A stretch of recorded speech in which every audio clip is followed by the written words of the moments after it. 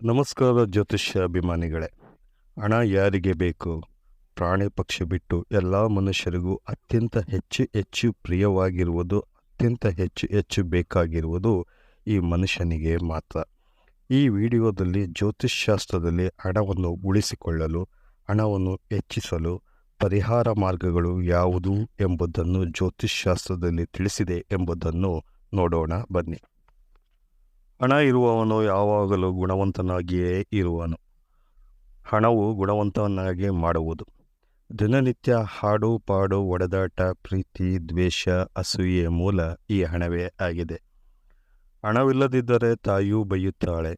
ತಂದೆ ಮತ್ತು ಅಣ್ಣ ತಮ್ಮಂದಿರು ಬೇರೆಯವರನ್ನು ಹಾಗೂ ಮನೆಯವರನ್ನು ವಸ್ತುವಿಗಿಂತ ಕಡೆಯಾಗಿ ನೋಡುವರು. ತನ್ನ ಬಳಿ ಕೆಲಸ ಮಾಡುವ ಕೆಲಸಗಾರನು ಹಣವಿಲ್ಲದಿದ್ದರೆ ಕೋಪ ಮಾಡಿಕೊಳ್ಳುವವನು. ಹಣವಿಲ್ಲದಿದ್ದರೆ ಮಗನೂ ದೂರ ಹೋಗುವನು. ಹಣವಿಲ್ಲದಿದ್ದರೆ ತನ್ನ ಪತ್ನಿಯು ಪತಿಯನ್ನು ಪ್ರೀತಿಸುವುದಿಲ್ಲ. ಹಣವಿಲ್ಲದೆ ಸ್ನೇಹಿತನನ್ನು ನನ್ನನ್ನು ಎಲ್ಲಿ ಕೇಳಲು ಎಲ್ಲಿ ಬರುತ್ತಾನೋ ಎಂದು ಸ್ನೇಹಿತನನ್ನು ದೂರ ಮಾಡುವರು. ಆದ್ದರಿಂದ ಜಗತ್ತಿನಲ್ಲಿ ಅತ್ಯಂತ ಪೂಜನೀಯವಾದ ಹಣದ ಸಂಪಾದನೆ ಮಾಡುವ ಮಾರ್ಗದಲ್ಲಿ ಇರಬೇಕು. ಹಾಗೆ ಇರಬೇಕಾದರೆ ದೇವಿ ಲಕ್ಷ್ಮಿಯ ಕೃಪಾಕಟಾಕ್ಷ ಬೇಕು. ಹಣ ಸಂಪಾದನೆಯು ಕಷ್ಟವಾದರೂ ಅದನ್ನು ಉಳಿಸುವುದು ಇನ್ನೂ ಅತ್ಯಂತ ಕಷ್ಟದ ಕೆಲಸ. ಪ್ರಪಂಚದಲ್ಲಿ ಹಣವಂತರಿಗೂ ಸ್ನೇಹಿತರು, ಬಂಧುಗಳು ಹೆಚ್ಚು ಇರುವರು. ಶ್ರೀಲಕ್ಷ್ಮಿಯ ಕೃಪಾಕಟಾಕ್ಷ ನಿಮ್ಮ ಮೇಲೆ ಬಿದ್ದರೆ ಅಥವಾ ಶ್ರೀಲಕ್ಷ್ಮೀ ದೇವಿಯನ್ನು ಪೂಜೆ, ಪುನಸ್ಕಾರ, ಸ್ತೋತ್ರ, ಜಪ, ಯಂತ್ರ, ಮಂತ್ರದಿಂದ ಸುಲಭ ಪರಿಹಾರದಿಂದ ಒಲಿಸಿಕೊಳ್ಳಬಹುದು. ಆಗ ಸದಾಕಾಲ ನಿಮ್ಮ ಬಳಿ ಸ್ಥಿರವಾಗಿ ಶ್ರೀಲಕ್ಷ್ಮಿಯು ಹಣದ ರೂಪದಲ್ಲಿ ನಿಲ್ಲುವಳು. ಇದಕ್ಕೆ ಜ್ಯೋತಿಷ್ಶಾಸ್ತ್ರದಲ್ಲಿ ಹಲವೊಂದು ಪರಿಹಾರೋಪಾಯಗಳನ್ನು ಸೂಚಿಸಿದೆ. ಪ್ರತಿದಿನ ಶ್ರೇಂ ಎಂಬ ಲಕ್ಷ್ಮಿಯ ಬೀಜ ಮಂತ್ರವನ್ನು ಬರೆಯುವುದು. ಇದನ್ನು ಪ್ರತಿ ಶುಕ್ರವಾರ, ಮೊದಲನೇ ಶುಕ್ರವಾರ ಪ್ರಾರಂಭಿಸಿ ಯಾವ ಸಮಯದಲ್ಲಾದರೂ ಬಿಡುವು ಆಗಿರುವಾಗ ಆ ಸಮಯದಲ್ಲಿ ಬರೆದು 1,00,000ವಾದ ಮೇಲೆ ಮಹಾಲಕ್ಷ್ಮಿ ಹೋಮವನ್ನು ಮಾಡಿಸುವುದು. ಪುರುಷರು ತಮ್ಮ ಪರ್ಸಿನಲ್ಲಿ ಸದಾಕಾಲ ₹1 ಕಾಯಿನ ಜೊತೆ 3 ಏಲಕ್ಕಿ ಕಾಯಿಯನ್ನು ಇಟ್ಟುಕೊಳ್ಳುವುದು. ಇದರಿಂದ ಲಕ್ಷ್ಮಿಯ ಆಗಮನವಾಗುವುದು. ಜೊತೆಗೆ 3 ಏಲಕ್ಕಿ ಇಡುವುದರಿಂದ ಅನಗತ್ಯ ಖರ್ಚು ನಿಲ್ಲುವುದು.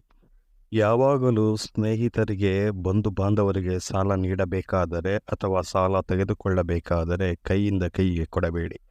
ಟೇಬಲ್ ಅಥವಾ ಎತ್ತರವಾದ ಜಾಗದ ಮೇಲೆ ಈ ಹಣವನ್ನು ಇಟ್ಟು ತೆಗೆದುಕೊಳ್ಳುವಂತೆ ಹೇಳಿ. ಹಾಗೆ ನೀಡಿದರೆ ಲಕ್ಷ್ಮಿಯು ಚಂಚಲೆಯಾಗಿ ಇರುವುದರಿಂದ ಯಾವಾಗ ಯಾರ ಕೈ ಬೇಕಾದರೂ ಸೇರಬಹುದು ಹೇಳಲಾಗದು. ನಿಮ್ಮ ಪರ್ಸಿನಲ್ಲಿ ಲಕ್ಷ್ಮೀ ಗಣಪತಿ ಫೋಟೋವನ್ನು ಇಟ್ಟುಕೊಂಡರೆ ಹಣದ ಹರಿವು ಹೆಚ್ಚುವುದು.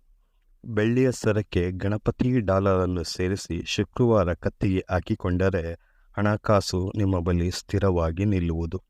ಸಾಧ್ಯವಾದರೆ ಪ್ರತಿದಿನ ಕನಕಧರ ಸ್ತೋತ್ರ, ಶ್ರೀಲಕ್ಷ್ಮಿ ಅಷ್ಟಕ, ಅಷ್ಟಲಕ್ಷ್ಮಿಯ ಹಾಡು ಹೇಳುವುದರಿಂದ ಧನಲಕ್ಷ್ಮಿಯ ತಮ್ಮ ಮನೆಯಲ್ಲಿ ಉಳಿಯುವಳು.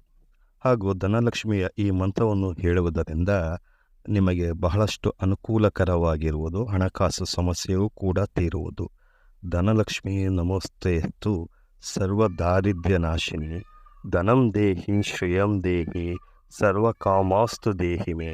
ಈ ಮಂತ್ರವನ್ನು ಪ್ರತಿದಿನ ಸಾಯಂಕಾಲ ಅಥವಾ ಬೆಳಗ್ಗೆ 108 ಸಲ ಹೇಳುವುದರಿಂದ ಅಷ್ಟೈಶ್ವರ್ಯಗಳು ಬಂದು ಕೂಡುತ್ತದೆ. ಭಾಳ ನಿಧಾನವಾದರೂ ತಮ್ಮ ಮಂತ್ರ, ತಂತ್ರ ಅಥವಾ ಜಪದ ಒಂದು ವಾಸನೆಯಿಂದ ಲಕ್ಷ್ಮಿಯು ಆಕರ್ಷಣೆಗೆ ಒಳಗಾಗುವಳು. ಶುಕ್ರವಾರ ಪ್ರತಿದಿನ ಮನೆಯಲ್ಲಿ ಗುಲಾಬಿ ಹೂವಿನ ವಾಸನೆಯ ಊದಿನ ಕಡ್ಡಿಯನ್ನು ಹಚ್ಚಿದ